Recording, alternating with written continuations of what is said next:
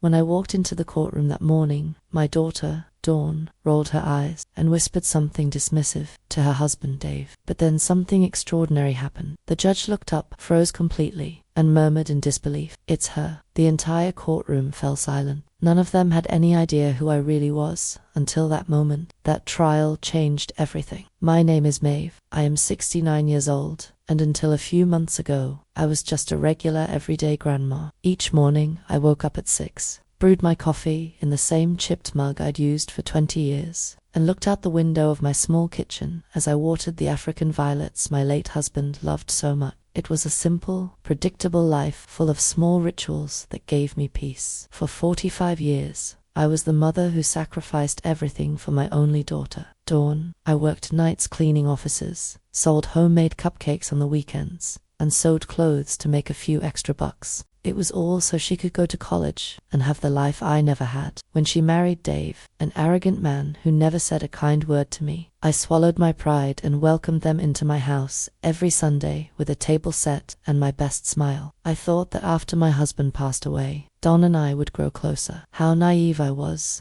Instead of finding comfort in our shared company, my daughter began to see me as a burden. Her visits became obligatory and cold, her calls less frequent, and her excuses for avoiding me grew more and more creative. The greatest humiliation of my life came on a grey Thursday in October. I had prepared the chicken and dumplings she loved, the kind that took me hours to make, but always made her smile when she was a little girl. I put out my best tablecloth, the one with the embroidery I had done when she was a teenager, and even bought fresh flowers for the centerpiece. When they arrived, Dave walked into my house as if he owned it, slumped into my late husband's armchair, and turned on the television without even saying hello. Dawn wore a green dress. I had bought her myself, but her expression was as cold as January ice. "Mom, we need to talk," she said in that voice she had developed since she got married. A voice that sounded like it belonged to a stranger. She sat on the edge of the chair, as if in a hurry to leave. "Dave and I have made a decision," she continued, as he sat on the sofa, his eyes glued to the screen. "This house is too big for you. You can't maintain it alone anymore, and we need a bigger place for when we have kids. We found the perfect retirement community for people your age." I felt as though the floor had opened up beneath me. This was the house where Dawn had taken her first steps, where we had celebrated every birthday, where her father had died holding my hand. Every corner held our most sacred memories. Every photograph on the wall told our story. "But Dawn, this is our home. All our memories are here," I pleaded, my voice trembling, each word breaking as it left my mouth. "Memories are in the heart, Mom, not on the wall," she replied with a coldness that chilled me to the bone. "Besides, the community has activities for people like you. You'll be better off there. You'll have company your own age." Dave smiled with satisfaction as he began to measure the rooms with his eyes, as if he were already the owner. "It's for the best, Mrs. Maeve," he added with that fake smile I hated so much. "We'll take care of all the paperwork. Don't you worry about a thing." My heart shattered into 1,000 pieces. My own daughter, the child for whom I had sacrificed my youth, my health, and my dreams, was throwing me out of my own house to give my home to that despicable man. Tears threatened to fall, but I swallowed them back. I wouldn't give them the pleasure of seeing me cry. "I need time to think," I murmured with what little dignity I had left. "There's not much to think about, Mom," Don replied, standing up. "It's already decided. They're coming to appraise the house next week." And with that, they left. They left my chicken and dumplings untouched, my flowers wilting, and my heart in pieces on the table where we had once been a happy family. That night, I couldn't sleep. I sat in the kitchen, staring at the photographs on the wall. Dawn is a baby. Dawn on her first day of school. Dawn on her graduation day. In every picture, I was there holding her, hugging her, smiling with pride. How had it come to this? How had the girl who once told me I was her hero now treat me like trash? The following days were a nightmare. Dave brought a real estate appraiser without warning, a man in a grey suit who walked through my house as if it were an object for sale. He took notes, measured rooms, and talked about potential and necessary renovations as if I weren't even there. Dawn accompanied him, nodding at every disparaging comment about my home. "The pipes are old," the appraiser said, "and these kitchen tiles are dated. You'd have to change everything." My husband had put in those tiles with his own hands when Dawn was 10 years old. Each one represented hours of work, love, and hope for our future. But to them, They were just obstacles to their new life. The humiliation reached its lowest point when Dawn brought home brochures for the retirement community. "Look, Mom, it has beautiful gardens, and they have bingo on Tuesdays," she said, in that fake voice she used when she wanted to convince me of something. "Plus, there's a nurse on duty 24/7. You'll be safer." Safer. I had lived in this house for 30 years without a single problem. I knew all my neighbors. I had my routines, my plans, my memories. But to Dawn, none of that mattered. All that mattered was that I get out of her way. The day I least expected it, they arrived with papers. Dave walked in like he was the owner, followed by Dawn and a man who introduced himself as a lawyer. "Mrs. Maeve, we have all the documents prepared for the transfer of the property. We just need your signature." "Transfer?" I asked, confused. "I thought you were going to sell the house." Dawn avoided my gaze. "Well, Dave and I decided to keep it. It's better for the family to hold on to properties." That's when I understood everything. It wasn't just that they wanted me out. They wanted to take ownership of my house, the legacy my husband and I had built with so much effort. It was a robbery disguised as filial concern. "I'm not signing anything," I said with the firmest voice I could muster. Dave stood up abruptly, his face completely changed, revealing the aggression he had always kept hidden when my husband was alive. "Ma'am, you're no longer in a condition to make decisions. Dawn is your only heir, and she is acting in your best interest. This is my house," I yelled, surprising myself with my own strength. "And I'm not leaving." "Mom, don't make this harder," Dawn murmured, finally showing some discomfort. "You know you can't keep living alone. Last week, you forgot to turn off the gas stove." It was a lie. I had never forgotten to turn off the gas. But Dave smiled, as if he had just found the perfect excuse. "Come on, Dawn. Your mother isn't well. It's dangerous to leave her alone." The lawyer cleared his throat. "Ma'am, if you don't sign voluntarily, we might have to explore other legal options. A mental incapacity proceeding, for instance." I felt the world closing in on me. My own daughter was willing to have me declared incompetent to steal my house. The man I had accepted as a son-in-law was threatening me in my own living room. And I, a 69-year-old woman, was completely alone against them. "I need time," I muttered, defeated. "You have 1 week," Dave said coldly. "Then we'll do what we have to do." When they left, I collapsed into my husband's armchair and cried as I hadn't since his funeral. I cried for the daughter I had lost, for the home they were taking from me, for the life that was crumbling around me. I felt betrayed, humiliated, completely defenseless. That night, for the first time in my life, I considered giving up. Maybe they were right. Maybe I was too old, too weak, too useless to fight. Maybe it was best to accept my fate and disappear quietly, just as they wanted. But then something inside me refused to die, a small flame of dignity that still burned in my chest. I wasn't going to let them trample all over me without a fight, not after a lifetime of sacrifice and devotion. The next day, Dawn came back alone. For a moment, my heart filled with hope. Maybe she had reconsidered. Maybe she had come to ask for my forgiveness. How wrong I was. "Mom, I came to help you pack," she said in that robotic voice she had adopted. "I brought boxes. We can start with your clothes." I stared at her, searching for any trace of the girl I had raised. But I only found a stranger, cold and calculating. "Dawn, please reconsider. I'm your mother." "That's exactly why I'm doing this," she replied without looking me in the eye. "Because I love you and I want what's best for you." Love. This was love. Stripping me of my home, my dignity, everything I had left. That was love. For the next few hours, Dawn began to pack my belongings as if they were worthless objects. She took my family photos and shoved them carelessly into boxes. She packed the books my husband had given me, the dishes from my wedding china, the tablecloths I had embroidered during years of sleepless nights. "This dress is so old, Mom. I don't think you need it," she said, holding up my mourning dress, the one I had worn to my husband's funeral. "Leave it," I begged. "Please, just leave it." But she had already put it in a donation bag. My pain didn't matter. My feelings didn't matter. I didn't matter. The final straw was when she found my jewelry box. Inside were my wedding ring, the earrings my husband had given me for our 20th anniversary, and a small gold chain that had belonged to my mother. "This jewelry will be safer in a safe deposit box," Dawn said, putting it in her purse. "It could get lost or stolen at the community." "Those are mine," I yelled, trying to snatch the purse from her. "Mum, you're getting very upset." "This just confirms you can't take care of yourself," she replied with that sickening calmness that chilled me to the bone. In that moment, I knew I had lost my daughter forever. The Dawn I knew had died, and in her place was this heartless woman, manipulated by Dave and blinded by greed. That night, when Dawn left, taking my jewelry and my most precious memories with her, I was left alone in my half-empty house. The bare walls reminded me of how little I had left, how easy it had been for them to dismantle a lifetime. I couldn't eat. I couldn't sleep. I sat on the floor of my living room, surrounded by open boxes and scattered memories, and I wondered how it had come to this. At what point I had become invisible when I had ceased to matter. The following days were a living hell. Dave came early every morning to supervise the process, as if I were incapable of packing my own things. He brought in strangers who measured, photographed, and appraised every corner of my house.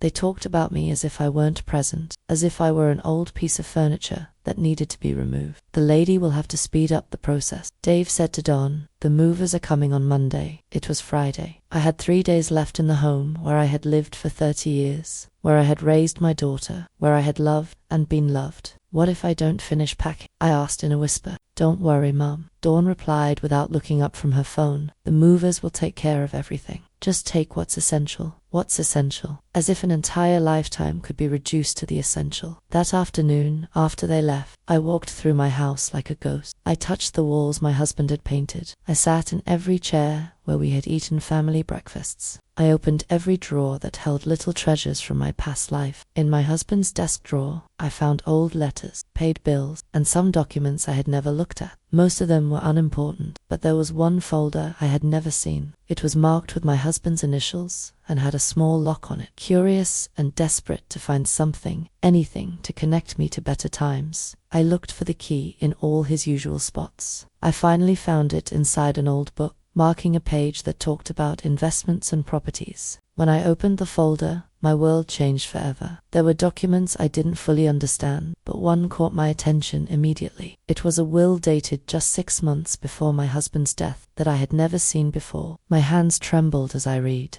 My husband had been much more far-sighted than I imagined, and Dawn, my dear Dawn, had no idea what she was about to discover. With shaking hands, I began to read the will that would change my life forever. My husband, who had always been so reserved about money, had been much busier than I imagined during his final years. The document revealed that my dear husband hadn't just been the modest employee I believed him to be. For decades, he had been quietly investing every extra dime he earned. He had bought small properties when prices were low. He had invested in company stocks that were now worth a fortune. And he had accumulated a wealth I never could have imagined in my wildest dreams. But that wasn't all. The will clearly specified that I was the sole heir to everything. Dawn would only receive a small sum if I died, and only if she had taken care of me with love and respect during my final years. My husband had been wiser than I thought. He had seen something in Dave that I had refused to recognize. There was also a clause that took my breath away. My husband was the owner of the entire building where Dawn and Dave lived. The apartment they thought they were paying for monthly was actually ours. All the tenants in the building were paying rent to us, and that rent had been automatically deposited into an account I knew nothing about. With trembling fingers, I searched through the papers until I found the bank statement. The amount was astronomical. For 2 years since my husband's death, I had been living as a poor widow while a fortune was accumulating in the bank. There were more surprises. My husband owned shares in the company where Dave worked. Not just minor shares, but a significant enough stake that he could practically influence the company's decisions. There were also investments in restaurants, small businesses, and even a large piece of land on the outskirts of the city that was now worth millions. I read and reread every document, every contract, every certificate. Everything was there, perfectly organized and legal. My husband had built a silent empire, and I was its empress without even knowing it. But what impacted me most was a personal letter I found at the end of the folder. It was in my husband's own handwriting, addressed to me. "My dearest Maeve," the letter said,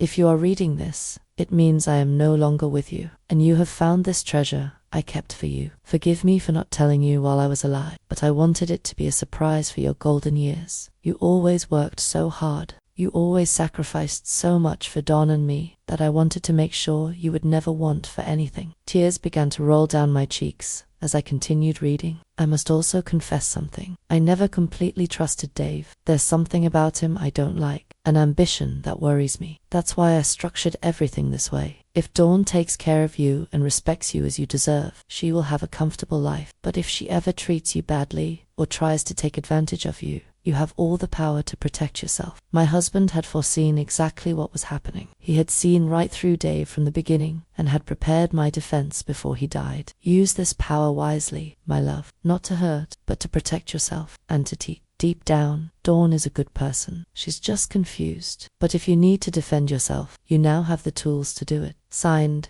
your husband who loves you for all eternity." I sat on the floor of my living room, surrounded by documents worth millions, crying for the wise man I had lost and for the daughter I was about to lose. But for the first time in months, they weren't tears of defeat. They were tears of gratitude, of hope, and yes, also of silent satisfaction. Dawn and Dave thought they were stripping me of everything. They had no idea that I owned the building where they lived, the shares of the company where he worked, and properties all over the city. They thought they were throwing me out of my house to take it for themselves, not knowing that this house was the least valuable thing I owned. That night, I didn't sleep, but for the first time in weeks, it wasn't because of sadness. It was because my mind was working, planning, calculating. My husband had given me more than money. He had given me power, and now I had to decide how to use it. Monday morning arrived with a light rain tapping against the windows. Dawn and Dave showed up early with the movers, expecting to find me packed and ready to leave. Instead, they found me sitting calmly in my favorite armchair, sipping tea as if it were any other day. "Mom, what are you doing?" "The movers are already here," Dawn said with that impatience she had developed. "I'm not leaving anymore," I replied with a calmness that surprised even me. Dave came closer with that threatening smile I knew so well. "Mrs. Maeve, we already talked about this. You don't have a choice." I looked him straight in the eyes for the first time in years. "You're right, Dave. I don't have a choice. But it turns out you don't either." Something in my tone must have alerted them, because Dawn came closer with a worried expression. "What are you talking about, Mom?" "I'm talking about the fact that I just discovered something very interesting about my financial situation," I said,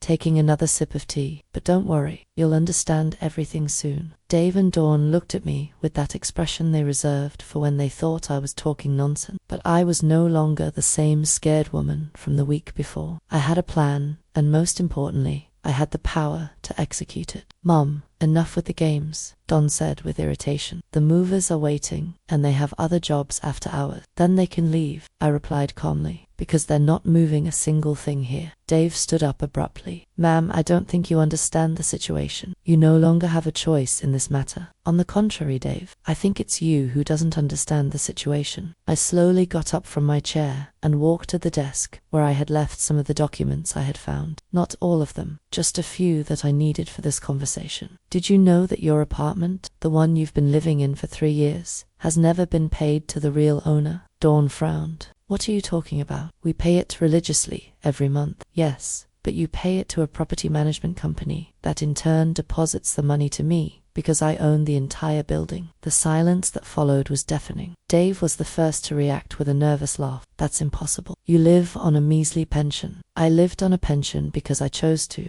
I replied, enjoying every second of their confusion. My husband was much smarter than any of us imagined. I showed them one of the property deeds. Dawn took it with trembling hands and read it 1, 2, 3 times. This can't be real," she murmured. "It's as real as the fact that you were throwing me out of my own house to take it for yourselves. But it turns out this house is the least valuable thing I own." Dave snatched the document from Dawn's hands. His face turned pale as he read. "This has to be fake. A forged document. You can verify it whenever you like," I said with a smile I hadn't felt in months. "In fact, I encourage you to do so." Dawn collapsed onto the sofa, as if her legs had been cut out from under her. "Why didn't you ever tell us anything?" "Because I didn't know myself until 3 days ago. Your father kept this secret to protect me." What a visionary he was. Dave began to pace the room in circles, clearly agitated. "This changes everything, Dawn. If your mother really owns the building, it means she can evict you whenever she wants, along with all the other tenants who have been paying me on time for 2 years. I completed the sentence for him. "You can't do that,"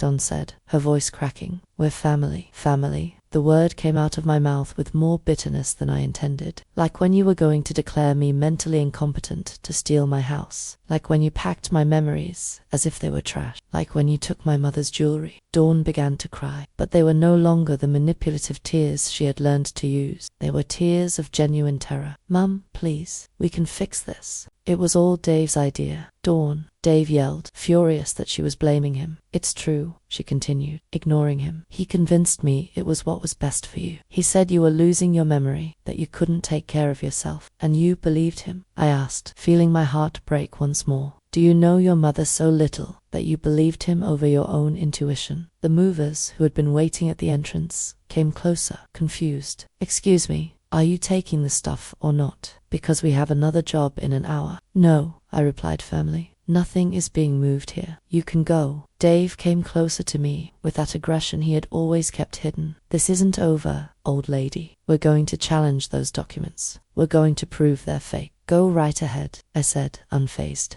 In the meantime, I hope you have enough money saved to find somewhere else to live, because on the first day of next month, you're going to receive an eviction notice. You can't do this to us, Dave yelled, completely losing his composure. I can and I will, but don't worry, I'll be fair. I'll give you the 30 days that the law allows. Dawn stood up abruptly from the sofa. Mom, please, you have to understand. Dave told me that if I didn't convince you to move, he would leave me. He said he couldn't stand living, knowing you were here alone, being a danger to yourself. And that justifies everything you did to me, I asked. It justifies treating me like trash, packing my memories without care, taking your grandmother's jewelry. I'll give it back to you right now, Dawn said, desperately searching through her purse. It's too late for that, Dawn. Dave came closer again, but this time his attitude was different. He was no longer threatening, but almost pleading. Mrs. Maeve, we can come to an agreement. Dawn is pregnant. Are you really going to throw your grandchild out on the street? I felt as if I had been punched in the stomach. Dawn was pregnant, and she hadn't told me. I was going to be a grandmother, and I found out as a piece of blackmail. Is it true? I asked Dawn. She nodded through her tears.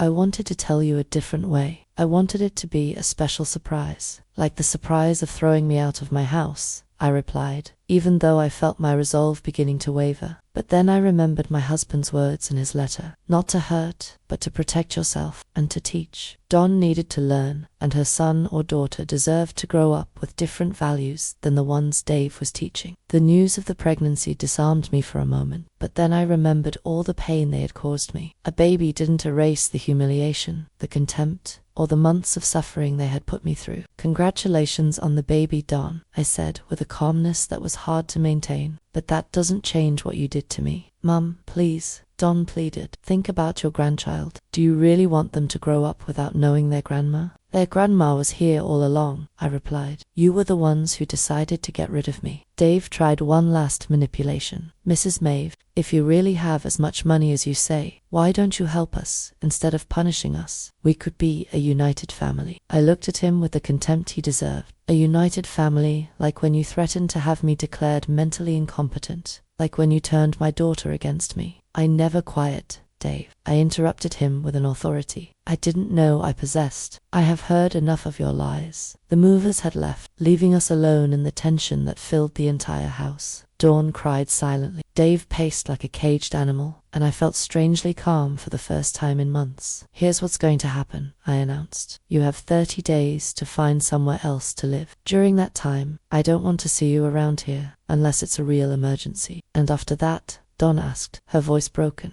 After that, we'll see if you've learned anything about respect and family. Dave exploded. This is emotional blackmail. You're using your money to manipulate us. Manipulation? The word made me laugh bitterly, like when you used my supposed mental incompetence to manipulate me, like when you used my mother's love to blackmail me. It's different, Dave murmured, but he didn't even sound convincing to himself anymore. You're right, I admitted. It is different because I actually have the power I'm using. Dawn got up from the sofa with slow movements. Is there anything we can do to make you change your mind? Yes, I replied without hesitation, but I don't think Dave is willing to do it. What is it? She asked, clinging to that hope. I want an apology, a real sincere apology for every humiliation you put me through. I want you to admit that you treated me like trash, and I want Dave to admit that this was all his idea. Dave's face turned red with anger. I'm never going to humiliate myself in front of you. Then get ready to move, I said simply. Dawn looked at him pleadingly. Dave, please. She's my mother. She's your mother-in-law.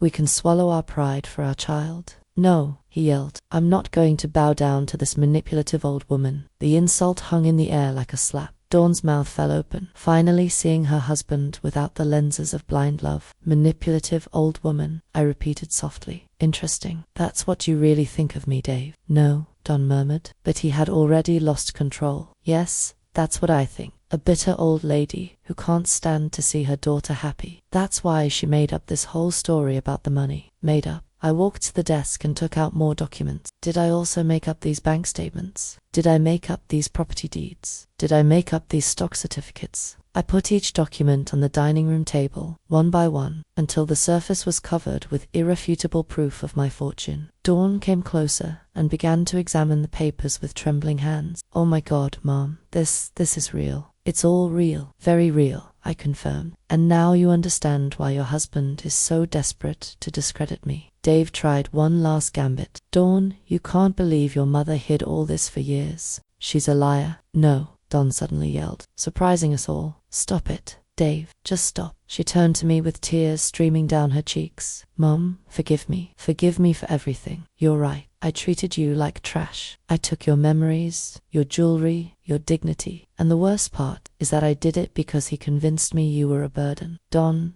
don't listen to her. Dave tried, but she ignored him completely. He filled my head with lies about your mental health, about the dangers of you living alone. He made me feel guilty for leaving you here when all you wanted was to be in your home. Dawn, be quiet, Dave ordered her, but it was already too late. Don't you ever tell me to be quiet again, she yelled at him. I'm sick of your manipulations. Sick of you using me to hurt my mother. The silence that followed was absolute. For the first time in years, Dawn had defended something she believed was right, instead of blindly following her husband's orders. Dave looked at her with a coldness that chilled me to the bone. If you choose your mother over me, Dawn, this relationship is over. Dawn stood motionless for a moment, processing the ultimatum. Then, to my surprise, she straightened up and looked him directly in the eyes. Then it's over, she said, in a voice I had never heard from her before. Dave was paralyzed, as if he couldn't believe what he had just heard. For years he had controlled her every decision, every thought, every move. And now, for the first time, she had told him, no, you're not serious. He murmured with a nervous smile, you're pregnant, Dawn. You can't raise a child alone. I won't be alone, Dawn replied, looking at me for the first time in months, with something that resembled love. I have my mother, but I wasn't ready to forgive, so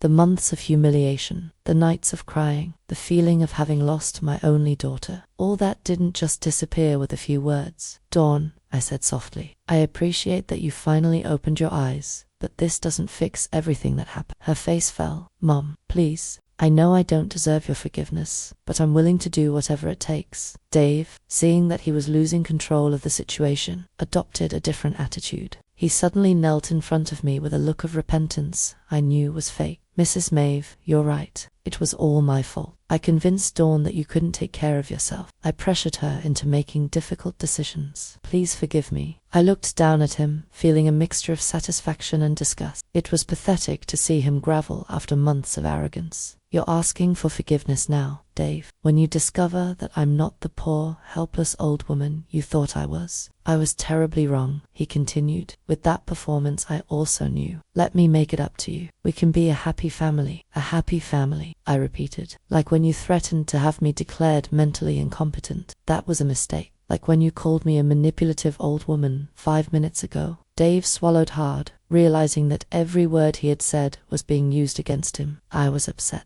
I didn't know what I was saying. No, I said firmly. You knew exactly what you were saying. You were showing your true face for the first time. I turned to Dawn, who was watching the scene with a look of shame and pain. And you, Dawn, for months you treated me like a nuisance. Do you think an apology erases all that? No, she admitted, her voice cracking. I know I can't erase what I did, but I can try to make things right. How? Dawn looked at Dave, who was still kneeling on the floor, with a pleading expression. Then she looked at me. By leaving him, she said finally. By leaving this man who convinced me to betray the only person who has ever loved me unconditionally. Dave stood up abruptly. "You can't be serious. You're having my child." "I am having my child," Dawn replied with a determination that filled me with pride, despite everything. "A child. I don't want to grow up watching his father manipulate and mistreat his grandmother." "Dawn, you're making the biggest mistake of your life," Dave threatened. "The biggest mistake of my life was marrying you," she retorted. Dave looked at both of us with pure hatred. "This isn't over. I'm going to fight for custody of my child. I'm going to prove that both of you are crazy." "What money are you going to fight with?" I asked calmly. "Because tomorrow morning I'm going to talk to your boss. Did you know I own enough shares in your company to influence personnel decisions?" Dave's face turned completely pale. "You wouldn't dare. After all you've done to me." "Of course I would." "That's an abuse of power," he muttered. "Like when you abused my mother's love to manipulate me. Like when you abused Dawn's trust to turn her against me." Dave headed for the door, but stopped before leaving. "This doesn't end here," he said, his voice full of venom. "I'm going to destroy both of you."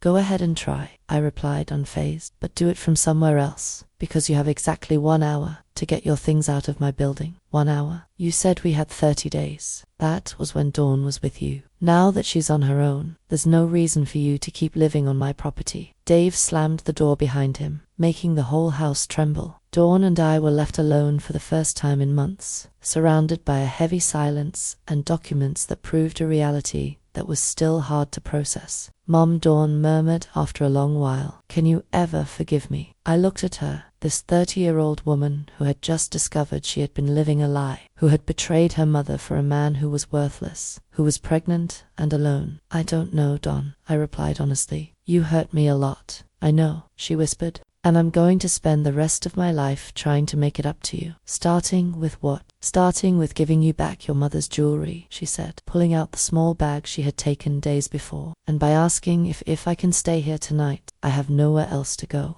I looked at the bag with my mother's jewelry. Then I looked at my pregnant and alone daughter, and I felt my heart soften just a little. "One night," I said finally, "but tomorrow we start talking about how you're going to earn my trust back." Dawn nodded, tears of gratitude running down her cheek. "Thank you, Mum. I promise I'm going to make things right." But I knew that promises were easy to make and hard to keep. The real test would come in the days that followed. The next few days were strange and tense. Dawn stayed in her old room, which I had kept exactly the same since she got married. During the day, we walked through the house like two polite strangers, only talking about necessary things: breakfast, the weather, her morning sickness. But I was watching every gesture, every word, every attempt Dawn made to win back my trust. And what I saw gave me hope. For the first time in years, my daughter was doing things for herself, without expecting someone else to solve them for her. She washed her dishes immediately after eating, kept her room spotless, and even started helping with chores around the house without me asking. On the third day, as I was watering my violets by the window, Dawn approached with a cup of tea in her hands. "Mom, can we talk?"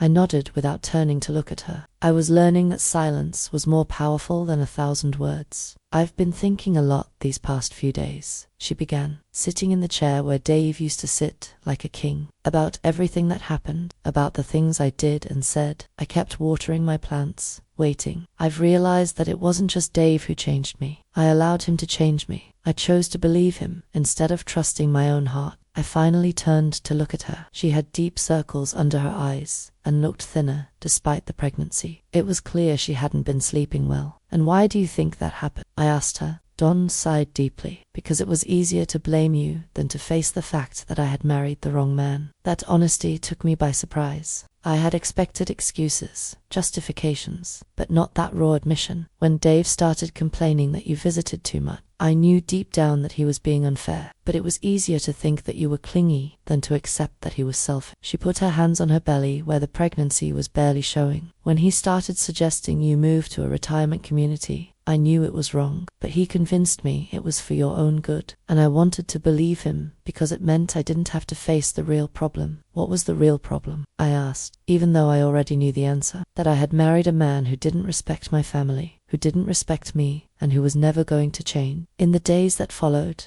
Dawn began to tell me things that chilled me to the bone. How Dave had gradually isolated her from her friends, convincing her they were a bad influence. How he controlled every cent she spent, telling her that women didn't know how to handle money, how he had convinced her to quit her job because real wives dedicated themselves to the home. "And you never thought to talk to me about this?" I asked her one afternoon. "Dave told me you wouldn't understand, that you were from another generation. He convinced me that if I told you our problems, you would tell me to leave him, and he didn't want any outside interference in our marriage." Each revelation hurt more than the last. My daughter had been suffering in silence while I believed she was happy, and when she had finally tried to get closer to me, it was already too late because Dave had programmed her to see me as the enemy. 2 weeks after Dave left, Dawn received a call that left her pale as a ghost. "It's the building manager," she said, her voice trembling. "Dave is in the lobby. He says he has the right to come up because he's still my husband." "And what did you tell him?" "That I didn't want to see him, but he won't leave. He's yelling that he's going to call the police, that this is kidnapping." I got up from my chair with a calmness that surprised me. "Tell the manager to come down. I'm going to talk to him." "Mom, he's really upset. We don't know what he's capable of." "Exactly," I replied. "That's why I have to go down there." When I got to the lobby, I found Dave in a fury, yelling at the poor building manager, who was trembling behind his desk. "That crazy old lady has my wife kidnapped," Dave was shouting. "I want you to call the police right now." "Good afternoon, Dave," I said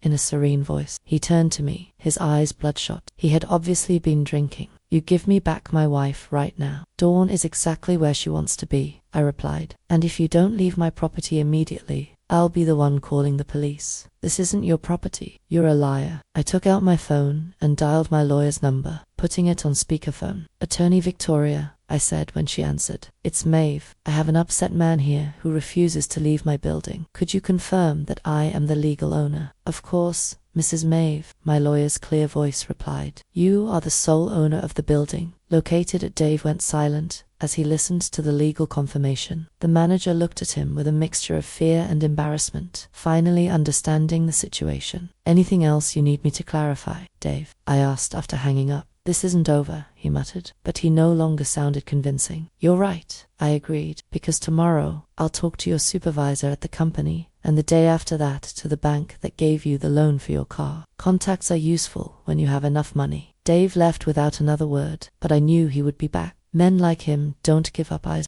2 months later, the day of the trial arrived, like a storm we had been waiting for. Dave had made good on his threat and sued us for parental alienation and financial manipulation, asking for full custody of the baby Dawn was carrying. That morning, as I was getting dressed in my best black suit, Dawn came into my room with tears in her eyes. "Mom, I'm scared," she confessed. "What if the judge believes him? What if he takes my baby away?" I hugged her for the first time in months, feeling her body tremble against mine. "That's not going to happen," I assured her. "We have the truth on our side." When we arrived at the courthouse, Dave was already there with a lawyer who had clearly cost him more than he could afford. He looked at me with that familiar hatred, but this time it didn't intimidate me. I had something he would never have, the peace of mind of someone who knows they are on the right side. Dawn and I sat down on our bench. She wore a purple dress that highlighted her 5-month pregnancy, and I wore the earrings my husband had given me for our anniversary. We were prepared. Dave's lawyer began his argument, painting me as a vengeful woman who had used her money to destroy a happy marriage. He talked about manipulation, emotional blackmail, and a toxic mother-in-law who couldn't accept that her daughter had grown up. When it was our turn, my lawyer, Victoria, stood up elegantly and began to present the evidence. Text messages where Dave insulted Dawn, recordings where he threatened to leave her if she didn't throw me out of my own house,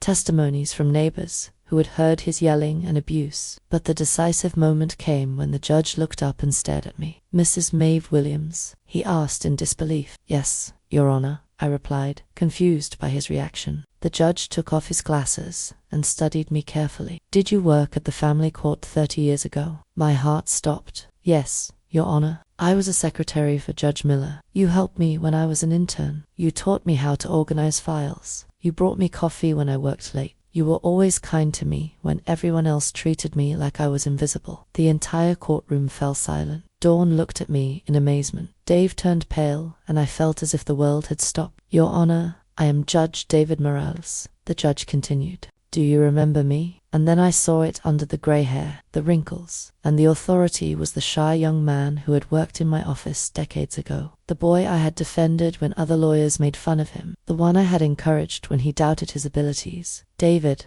I murmured, feeling my eyes fill with tears. Of course I remember you. The judge smiled, and for a moment he was that insecure young man again, looking for approval. I never forgot your kindness, Mrs. Maeve. You told me that one day I would be a great judge when even I didn't believe it. Dave and his lawyer exchanged panicked glances. They knew they had lost before they even began. Your Honor, Dave's lawyer interjected. I believe this constitutes a conflict of interest. There is no conflict, Judge Morales replied firmly. There is only justice. And after reviewing all the evidence presented, it is clear that Mr. Dave Foster has been the only manipulator in this story. The verdict was resounding. Dave lost all his rights to the baby and was prohibited from approaching Dawn and me. He also had to pay the legal costs and a settlement for emotional damages. When we left the courthouse, Dawn hugged me as she hadn't since she was a child. Mom, how is it possible that the judge knew you? Life goes in circles, honey, I replied, and kindness always comes back to you when you least expect it. 6 months later, when my granddaughter Serenity was born, I understood that everything had been worth it. Dawn had regained her essence. She had become the loving mother I always knew she could be. One afternoon, as we rocked the baby in the garden of our house, Dawn asked me a question I had been waiting for. Mom, have you really forgiven me? I looked at her, this woman who had grown so much in such a short time, who had learned to value what was truly important. I forgive you, Dawn, I said finally. But more importantly, you've learned to forgive yourself. That night, as I prepared tea in my old chipped mug, I thought about my husband and his letter. I had used the power he left me exactly as he had expected, not to hurt, but to protect and to teach. Dawn had learned that true love isn't based on control, but on respect. And I had learned that it's never too late to stand up for your dignity. Looking out the window at the garden where my granddaughter was playing, I smiled. Some battles are worth fighting, and some victories taste better when they take a long time to arrive. In the end,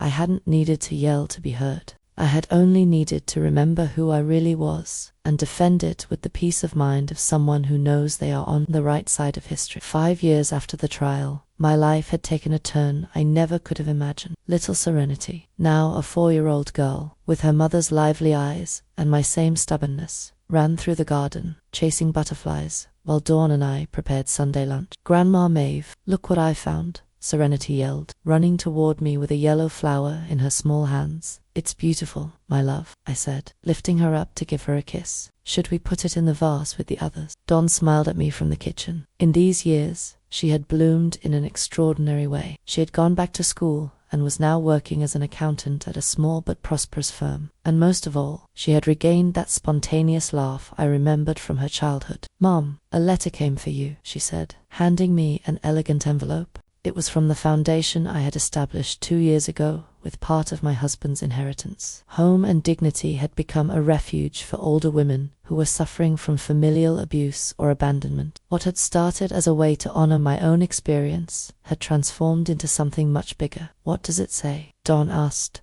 drawing her hands on her apron. They're inviting us to the inauguration of the 3rd house, I replied, feeling that deep satisfaction that only comes from knowing your pain served a good purpose. They're going to house 15 more women. In these years, we had helped more than 50 women rebuild their lives. Some arrived, as I had been, stripped of their dignity by ungrateful children or abusive relatives. Others came alone, without family, but with similar stories of abandonment and mistreatment. The doorbell interrupted my thoughts. Dawn went to open it and came back with a mysterious smile. Mom, you have a visitor. Behind her appeared retired Judge David Morales, accompanied by an elegant woman with silver hair. Mrs. Maeve, he greeted me with that warm smile he had kept since he was young. I want to introduce you to my wife, Alina. It's an honor to meet you, Alina said, taking my hands. David has told me so much about you. He says you were one of the most important people in his professional training. He exaggerates, I replied, but I was deeply moved. Not at all, David insisted, and that's why we wanted to invite you personally. The Retired Judges Association is going to give you an award for your work with the foundation. That's not necessary, I began to say. Yes, it is, he interrupted me. Your story inspired many of us to reflect on true justice, the kind that goes beyond written laws. After they left, Dawn and I sat on the porch while Serenity played with her dolls. The garden was more beautiful than ever. I had hired a gardener, but I still personally took care of the African violets my husband loved so much. Do you know what I admire most about you, Mum? Don't ask me suddenly, What? That you never got bitter after everything I put you through. After all the pain, you never let it harden your heart. Of course I got bitter, I admitted. There were nights when resentment was eating me up inside. But your father taught me something very valuable in his letter. What did he teach you? That true power doesn't come from revenge, but from the ability to transform pain into something useful for others. Dawn nodded, understanding she had experienced that transformation herself. She now volunteered at the foundation, using her own experience to advise young women who had fallen into toxic relationships. Did you ever find out what happened to Dave? She asked. My lawyer, Victoria, told me he moved to another city. It seems he got married again. I paused, choosing my words carefully. I hope he learned something from all this, but honestly, it's no longer my concern. You're not even curious. No, I replied honestly. I learned that some people only come into your life to teach you lessons. Once you've learned the lesson, you can let them go. Serenity came running with her cheeks rosy from playing. Grandma, will you tell me the story of the brave grandma? It was her favorite story, a version adapted for children of what had happened. In my version, the grandma discovered she had magical powers and used them to protect her family from a big bad dragon. Again, I pretended to complain, but I was already lifting her up to sit her on my lap. Yes, and don't forget the part where the good judge helps her. As I told the story for the nth time, I thought about how strange destiny was. I had needed to lose everything to discover what I truly had. I had to hit rock bottom to find my real strength. And happily ever after, Serenity asked when I finished. Happily ever after, I concluded. The brave grandma found her happy ending. You found your happy ending, Grandma? Serenity said. I looked around. Dawn was setting the table for dinner. The garden was blooming. My beautiful granddaughter was in my arms. And the letter from the foundation promised to help even more women. Yes, my love, I replied. I did. That night, after putting Serenity to bed, I sat in my favorite armchair with a cup of tea and the letters that arrived weekly from the women we had helped. An elderly woman, 75 years old, thanked me for giving her the courage to face her abusive son. A 60-year-old woman told me she had gotten her house back after her grandchildren had tried to swindle her. Every letter was a confirmation that my experience had served a purpose bigger than my own pain. Dawn sat next to me with her own cup of tea. What are you thinking about, Mum? About your father, I admitted. How proud he would be of what we've built. I'm sure he's watching us, Dawn murmured. And about you, I continued. How proud I am of the woman you've become. I learned from the best, she replied, taking my hand. We sat in silence, enjoying the tranquility of the night. In the distance, the soft noise of the city could be heard. But here, in our garden, peace reigned. I love you, Mum, Dawn whispered. And I love you, honey, I replied. I've always loved you, even in the darkest moments. And it was true. A mother's love transcends hurts, disappointments, betrayals. It's stronger than pride, more enduring than resentment, more powerful than any fortune. That night, I slept soundly, without nightmares, without worries. I had found something worth more than all the money in the world, the peace of knowing that I had used my second chance wisely. In the end, it wasn't about how much money I had or how much power I had exercised. It was about transforming my pain into purpose, my humiliation into strength, and my experience into wisdom for others. I had learned the most important lesson of all, that it is never too late to stand up for yourself, never too late to change your story.